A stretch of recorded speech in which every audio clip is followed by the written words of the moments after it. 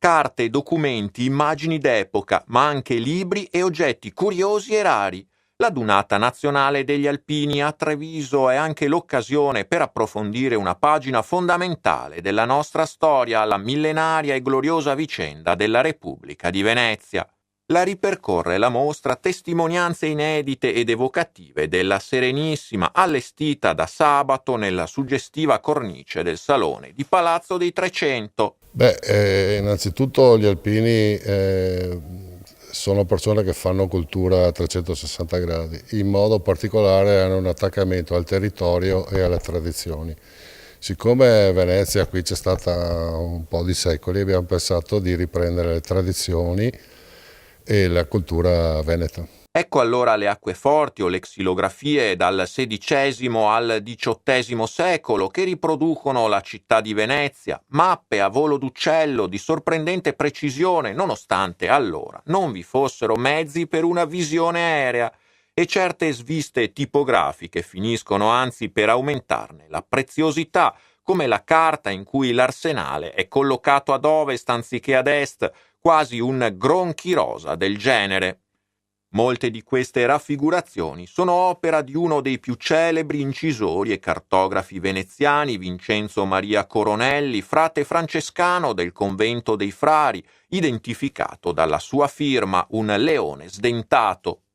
Come emblema della mostra è stata scelta una rappresentazione datata 1646 della flotta veneziana pronta alla battaglia di Candia. Che è stata recuperata anche tra l'altro in Germania, rappresenta la flotta veneziana che avanza verso Costantinopoli a seguito della invasione dell'isola di Creta, Candia a quei tempi, e che si prefiggeva di entrare nel Bosforo e bombardare l'arsenale turco per poter così mettere in difficoltà l'esercito che assediava Candia. E poi editti dogali o il bando del 1788 in cui si disciplinava la distribuzione di pale e di scope per liberare le calli in caso di nevicate, con tanto di avvertenza di restituire gli attrezzi una volta terminato il lavoro, o l'operazione di disincaglio di una galeazza, perfetta anticipazione del recupero della Costa Concordia,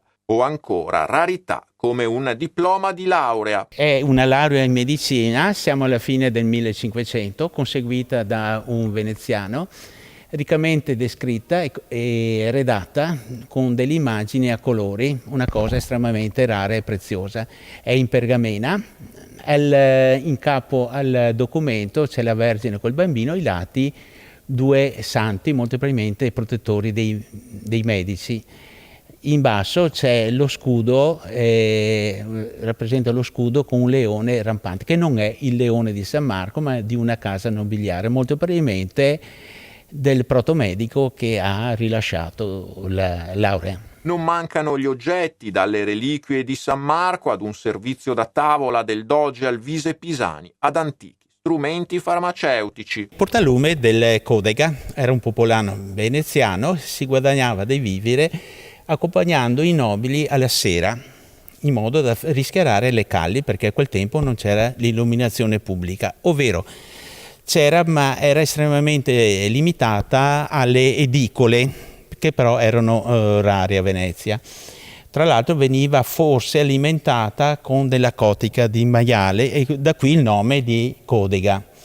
Lo vediamo in una immagine dello Zamparini che ha ritratto i mestieri Venezia a fine 1700. Da questo deriva anche un detto. Sì, deriva questo, dall'immagine si vedono che i due fidanzati o amanti che seguivano il Codega tra loro intralazzavano e quindi il Codega non sapeva niente, quindi da qui sorge il detto tenere il moccolo. E un focus è dedicato pure a Treviso, fedele alleata della Serenissima. Tutto il materiale è stato raccolto in anni di ricerca dal collezionista Roberto Berton. A corredo dell'esposizione anche un documentato catalogo, la mostra curata da Remo Martini con la supervisione scientifica di Pier Giorgio Sozza e la collaborazione di Antonio Zanatta, responsabile del Centro Studi del Piave. Resterà aperta fino al 21 maggio, dalle 9 alle 13 e dalle 15.30 alle 19.30.